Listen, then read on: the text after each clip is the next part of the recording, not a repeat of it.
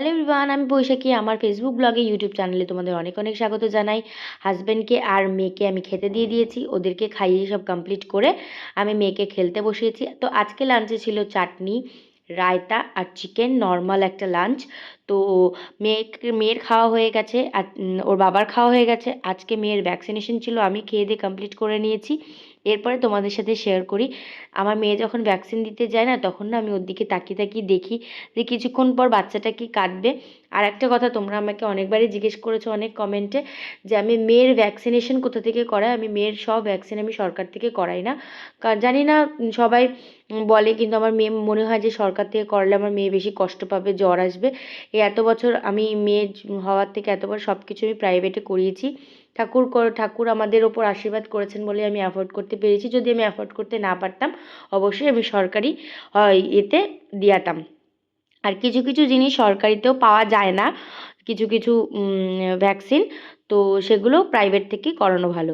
তো যথারীতি আমরা রেডি হয়ে গেছি, এই যে যাব, এইটা আমার লুক। তো তোমাদের দাদাও রেডি হয়ে গেছে, আমার মেয়েও রেডি হয়ে গেছে, দেখো। তারপরে আমরা চলে এলাম নার্সিংহোমে। তো এইখানে নার্সিংহোমে আমি প্রথমবার গেছি। এটা একটা অলিভিয়া নার্সিংহোম, এখানে নাগেরবাজারের এখানে রয়েছে। তো সেইখানে ডক্টর আজকে বসবেন।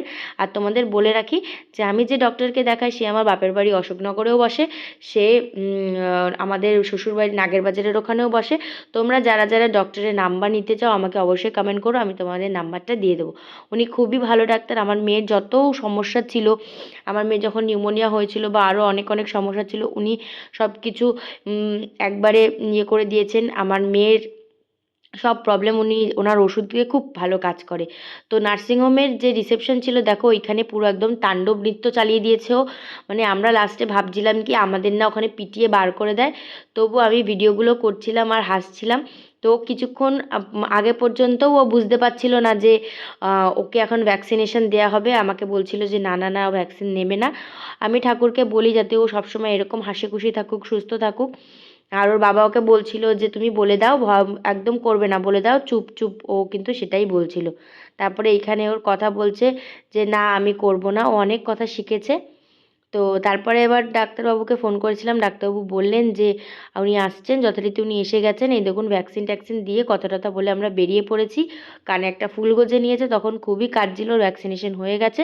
তারপরে ওর পাপার অফিসে গেছিলাম আমরা, ওর রেনোভেট হয়েছে পুরো অফিসটা, সেই জন্য চলো তোমাদের সাথে শেয়ার করি। ওর পাপার অফিসটা খুবই ভালো লাগছিল দেখে। তো তারপরে ওর পাপা কিছু কাজ করছিল এখানে, একটা দাদা আর পাপা কাজ করছিল, তারপরে ও ঘুরে ঘুরে ঘুরে ঘুরে বেড়াচ্ছিল। তো তারপরে আমাদের সব কিছু কমপ্লিট করার পরে আমরা বাড়ির উদ্দেশ্যে চলে যাব। তো এই যে মেয়ে যে দৌড়াচ্ছে এই করছে, ওকে দেখে এক বিন্দু মনে হচ্ছে না যে ও ভ্যাকসিন দিয়েছে বলে। এই ছিল আজকের ভিডিও, দেখা হবে অন্য কোনো ভিডিওতে। ততক্ষণের জন্য ভালো থেকো, সুস্থ থেকো।